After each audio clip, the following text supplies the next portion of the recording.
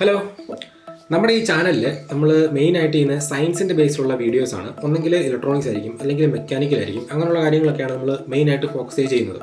അപ്പോൾ അതുകൊണ്ട് തന്നെ നമ്മുടെ ഈ ചാനലിൻ്റെ പേര് ഇന്ന് മുതൽ സയൻസ് ഫാം എന്നായിരിക്കും. ഓക്കെ, അപ്പോൾ എന്തായാലും വെൽക്കം ടു സയൻസ് ഫാം. അപ്പോൾ നമ്മൾ ഇന്ന് ചെയ്യാൻ പോകുന്നത് ഗാൽവനൈസേഷൻ എന്ന ഒരു പ്രോസസ്സാണ്. ഗാൽവനൈസേഷൻ എന്ന് പറയുമ്പോഴത്തേക്കും നമ്മൾ ഇരുമ്പിൻ്റെ അല്ലെങ്കിൽ സ്റ്റീലിൻ്റെ പുറത്ത് സിങ്ക് പ്ലേറ്റ് ചെയ്യണം. അപ്പോൾ സിങ്ക് എന്ന് പറയുമ്പോഴത്തേക്കും നമ്മുടെ ഈ ബാറ്ററിക്കകത്തൊക്കെ ഉള്ള സിങ്കാണ്. ഓക്കെ, ലോകത്തിലെ ഏറ്റവും കൂടുതൽ വേസ്റ്റ് ആയിട്ട് വരുന്ന സാധനം, ഏറ്റവും കൂടുതൽ റീസൈക്കിൾ ചെയ്യപ്പെടുന്ന സാധനം സിങ്കാണ്.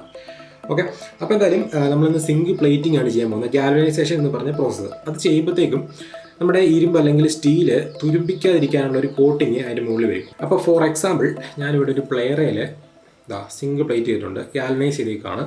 അപ്പോൾ ഇത് നോക്കുവാണെങ്കിൽ ഈ പ്ലെയറിൻ്റെ ഇത്രയും ഭാഗം നല്ല ബ്രൈറ്റ് ആയിട്ടുള്ള കളറുണ്ട്. ഇവിടെ സിങ്ക് പ്ലേറ്റ് ചെയ്തേക്കുന്നതാണ്. ഇത്രയും ഭാഗത്തിന് തുരുമ്പിക്കുകയില്ല. ബാക്കി ഈ കാണുന്ന ഭാഗം മുഴുവൻ സാധാരണ തുരുമ്പിക്കുന്ന ഇരുമ്പ് തന്നെയാണ്, കണ്ടില്ലേ? അപ്പോൾ നല്ലൊരു കളറും വരും, തുരുമ്പിക്കത്തുമില്ല. അപ്പോൾ അങ്ങനെ ഒരു പ്രോസസ്സാണ് നമ്മളിന്ന് പഠിക്കാൻ പോകുന്നത്, നമ്മളിന്ന് ചെയ്ത് നോക്കാൻ പോകുന്നത്. അപ്പോൾ ഈ ഗാൽവനൈസേഷൻ ചെയ്യാനായിട്ട് നമുക്ക് ഒരു ബാറ്ററി വേണം. അപ്പോൾ ഈ ബാറ്ററിക്കകത്ത് സിങ്ക് എടുക്കാൻ വേണ്ടിയാണ് കേട്ടോ ബാറ്ററി. പിന്നെ നമുക്ക് കോപ്പർ സൾഫേറ്റ് വേണം. തുരിശെന്ന് പറയുന്ന സാധനം നമ്മൾ ഈ ചെടിക്കും റബ്ബറിനും ഒക്കെ കേടൊക്കെ വരുമ്പോഴത്തേക്കൊക്കെ അടിക്കാനായിട്ട് യൂസ് ചെയ്യുന്ന സാധനമാണ് കോപ്പർ സൾഫേറ്റ് വേണം.